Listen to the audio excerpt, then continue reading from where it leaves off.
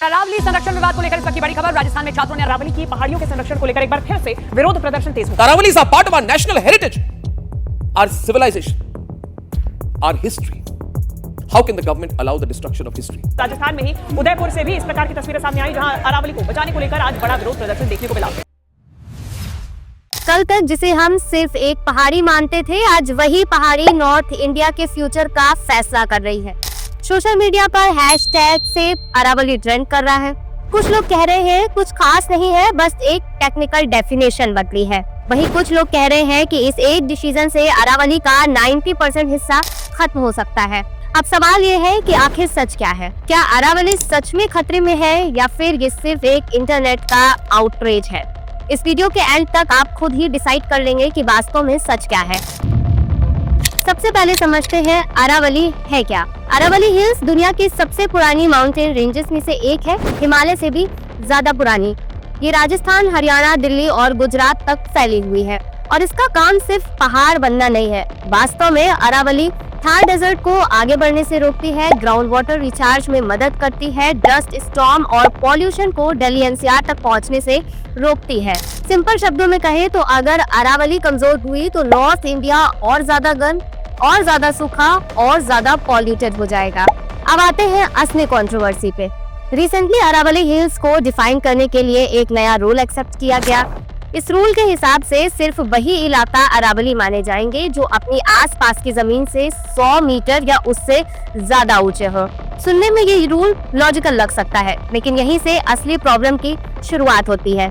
Experts बताते हैं कि अरावली का नेचर काफी अलग है। ये हिमालय जैसे बड़े बड़े और सीधे सीधे पहाड़ नहीं है। यहाँ ज्यादातर आपको छोटी पहाड़ियाँ, नेचुरल रेड्स और इसके साथ ही अनइवन रॉक की चैनल देखने को मिलता है। तो अगर 100 मीटर वाली डेफिनेशन लागू हो जाती है तो अरावली का 80 से 90% तक का हिस्सा टेक्निकली अरावली माना ही नहीं जाएगा। और जब कोई एरिया अरावली नहीं माना जाएगा तो उसमें क्या क्या हो सकता है, अब वो भी जान लीजिए।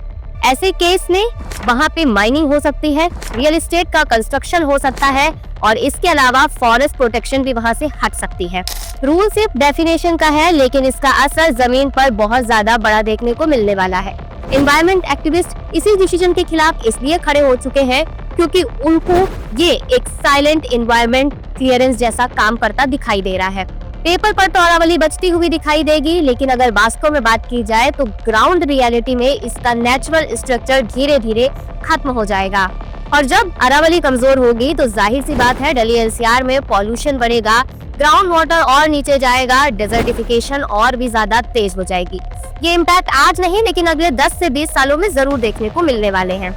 इसी वजह से हैशटैग सेव अरावली बहुत अधिक ट्रेंड कर रहा है। लोग कह रहे हैं डेवलपमेंट बहुत जरूरी है, लेकिन एक सच ये भी है कि अगर एनवायरनमेंट ही नहीं बचेगा तो ऐसे डेवलपमेंट का क्या ही मतलब रह जाएगा। तो वास्तव में ये डिबेट सिर्फ अरावली की नहीं है, ये डिबेट है डेवलपमेंट वर्सेस सस्टेनेबिलिटी की। तो दोस्तों, अरावली हिल्स का मामला सिर्फ एक टेक्निकल डेफिनेशन नहीं है, ये एक डिसीजन है जो क्वाइटली हमारे फ्यूचर को बहुत ज्यादा इफेक्ट कर सकता है। अब फैसला आप पर है कि क्या ऐसे एनवायरमेंट डिसीजन बिना पब्लिक डिस्कशन के होने चाहिए या फिर अरावली जैसे नेचुरल प्रोटेक्टर्स को और ज्यादा स्ट्रॉन्ग प्रोटेक्शन मिलनी चाहिए। फिलहाल आपकी इस वीडियो पे क्या राय है, कमेंट बॉक्स में हमें जरूर बताएं। जय हिंद, जय भारत।